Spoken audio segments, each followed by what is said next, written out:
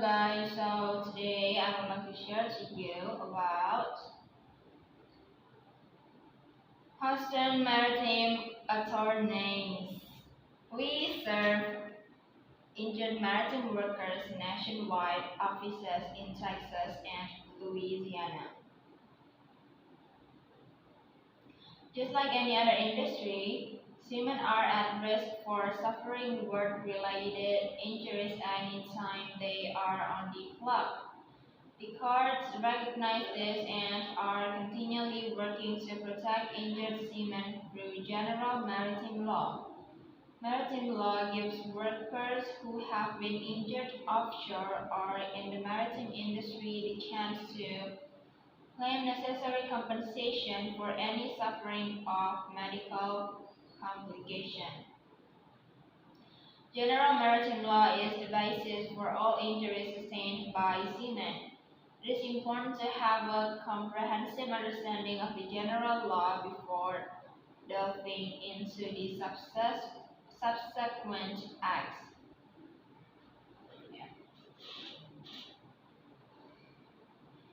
History of Admiralty and Maritime Law.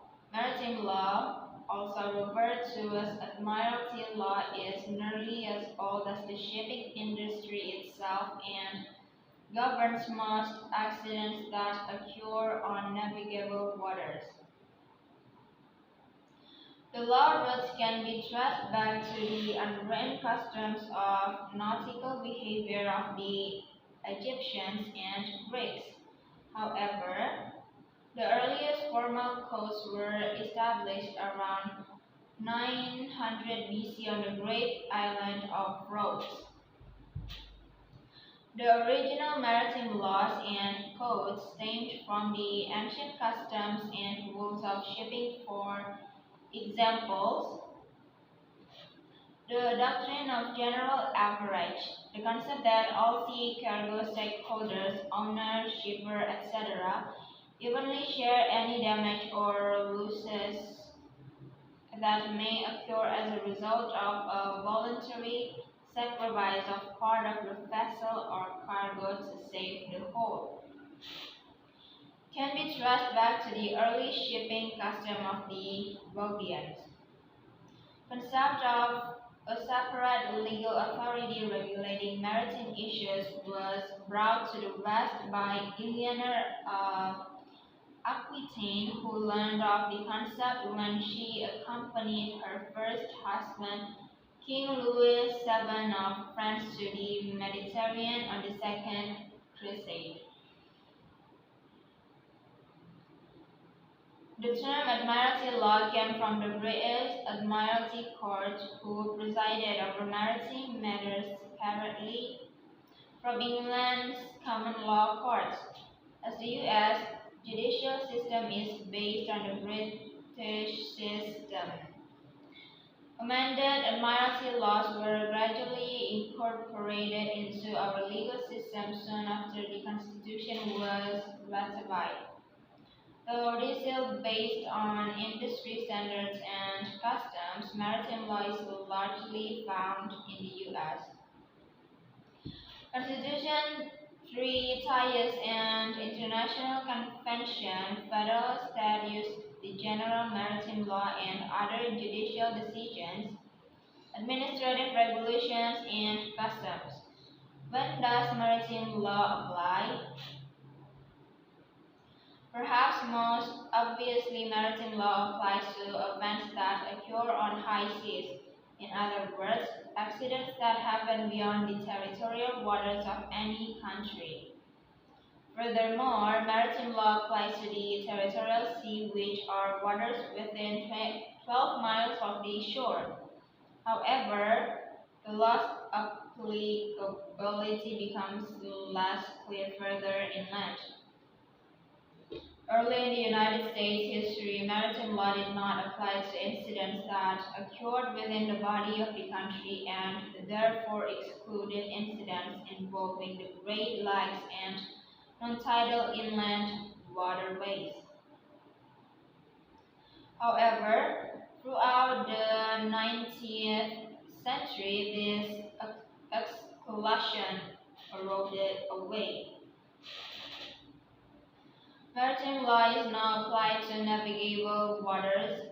A waterway is deemed navigable if by itself, or by uniting with other waters it can serve as a continued highway over which commerce is or may be carried on with other states or foreign countries.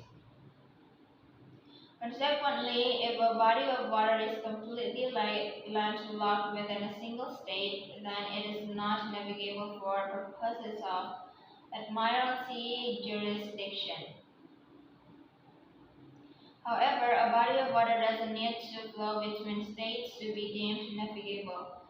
A body of water may be deemed navigable if it is a link in a chain of bodies of water that can be used to service interstate commerce. Ultimately, the test is that the commerce of one state must be capable of being carried into another state or a foreign country. Once this test has been passed, it is likely that maritime law will be applicable even if it is a recreational vessel. Incidents that require Texas maritime accident attorneys. Some maritime injury attorneys exist to help injured seamen or dock workers get the compensation they need to recover from serious injuries and afford long-term medical costs that occur offshore. That includes any accidents that occur on navigable waters, rivers and ocean, and in harbors or docks. Our maritime lawyers have represented clients who were injured in jailbreak accidents, tugboat and barge accidents, dock accidents, commercial fishing accidents, falls overboard, cargo ship accidents, dredge accidents, oil platform accidents, shipyard accidents, cruise ship accidents. One notable aspect of maritime accidents is that they are often devastating. Offshore oil rig explosions cause significant damages. Vessel collisions are frequently catastrophic, and oil platforms can unfairly change the lives of workers. Maritime lawyers fight to help workers recover the compensation they deserve. Whether they are suffering after a major explosion or have injuries caused by unsafe working conditions. Our maritime attorneys represented more crew members of the Deepwater Horizon and the El Faro than any other law firm. We not only understand maritime law, but the practices and culture of maritime employers. Speak with us to discuss your case so we can go over your legal and financial options. So I think that's all from me. Thank you for watching. Don't forget to like, comment, and subscribe. See you on my next video. Bye.